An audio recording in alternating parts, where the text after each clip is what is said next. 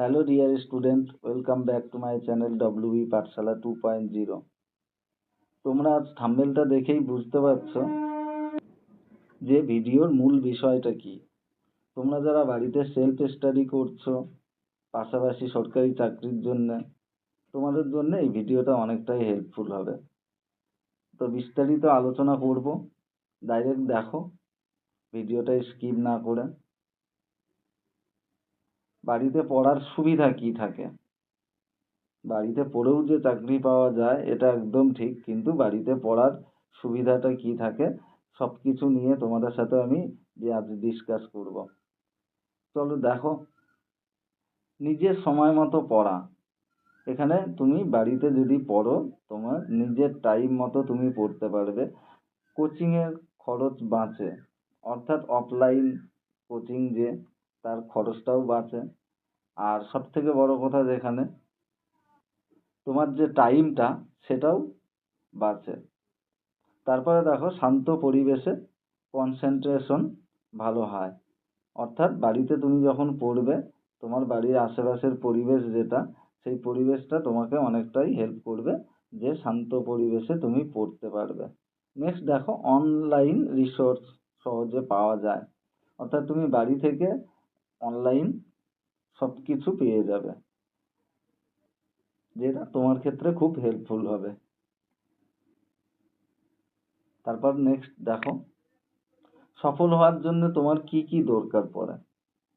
তোমাকে সফল হতে গেলে, অর্থাৎ সেলফ স্টাডি তুমি করছো, তোমাকে সেলফ স্টাডি করে যদি সরকারি চাকরি পেতে হয় সেক্ষেত্রে তোমার কি করতে হবে? তো নির্দিষ্ট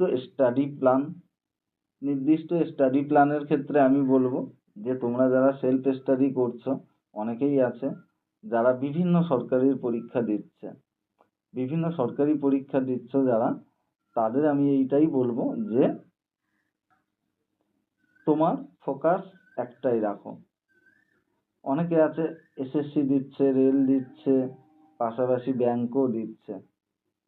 এক্ষেত্রে কি হয়, তিনটেরই সিলেবাস কিন্তু আলাদা। সেক্ষেত্রে তোমাকে একটাই ফোকাস রাখতে হবে, বাকি এক্সামগুলো তোমার এক্সপিরিয়েন্সের জন্য দিতে হবে। তুমি যদি মনে করো যে রেলই দেবে তো রেলই দাও, পাশাপাশি তুমি এক্সপিরিয়েন্সের জন্য এসএসসি বা ব্যাংকিংটা প্র্যাকটিস হিসাবে করতে পারো। কারণ তিনটেরই সিলেবাস আলাদা, তুমি যখন তিনটে এক্সামই দেবে তোমাকে তিনটেরই সিলেবাস কভার করতে হবে। সেক্ষেত্রে তোমার মেন গোল যেটা, ফোকাস যেটা, সেটা কিন্তু আর থাকবে না। নেক্সট দেখো, প্রতিদিন 6 থেকে 8 ঘন্টা পড়াশুনো। তুমি বাড়িতে থাকলে বা বাড়িতে সেলফ স্টাডি যদি করো, প্রতিদিন 6 ঘন্টা মিনিমাম পড়তে পারবে। পাশাপাশি তুমি মক টেস্ট দাও প্রতিদিন। মক টেস্ট দেওয়ার জন্য তোমাকে কি করতে হবে, এখন বিভিন্ন ওয়েবসাইটগুলো তারাও অনলাইন মক টেস্ট দেয়। আর তার পাশাপাশি তোমাকে প্রিভিয়াস ইয়ার কোশ্চেন সলভ করতে হবে। অর্থাৎ এখান থেকে তুমি পাবে যে গত বছর বা তার আগের বছর প্রিভিয়াস ইয়ার্সের যে কোশ্চেনগুলো আছে সেই কোশ্চেনগুলো কি প্যাটার্নে ছিল, কোন কোন টপিক থেকে কোশ্চেন এসেছিল, এগুলো সব তোমাকে অ্যানালাইজ করতে হবে। করলেই তুমি সেলফ স্টাডি করতে পারবে এবং তুমি সাকসেস পাবে। সেই জন্য সেলফ স্টাডি করেও তুমি চাকরি পেতে পারো। এই বিষয়গুলো তোমাকে মাথায় রাখতে হবে। নেক্সট দেখো,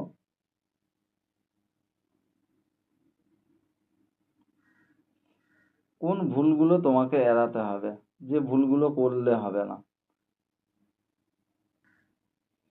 1 নম্বর দেখো, অলসতা দূর করা। তো এখানে তুমি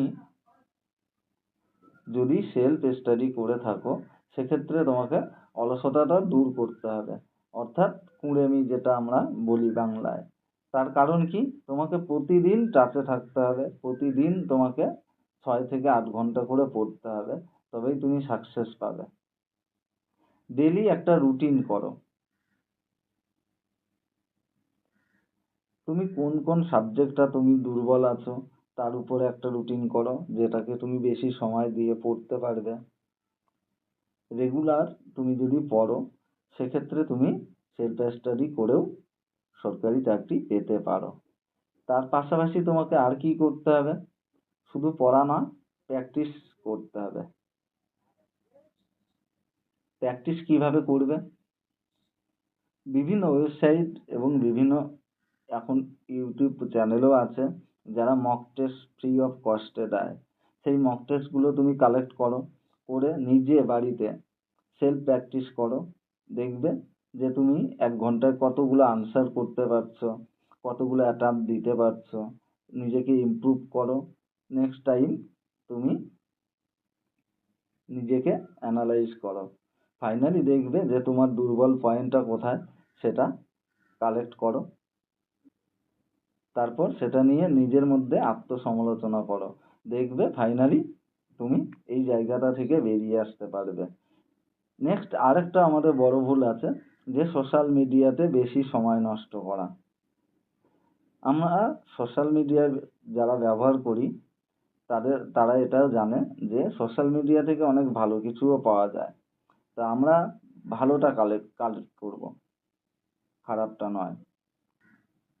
সোশ্যাল মিডিয়া থেকেও ভালো জিনিস কালেক্ট করা যায়।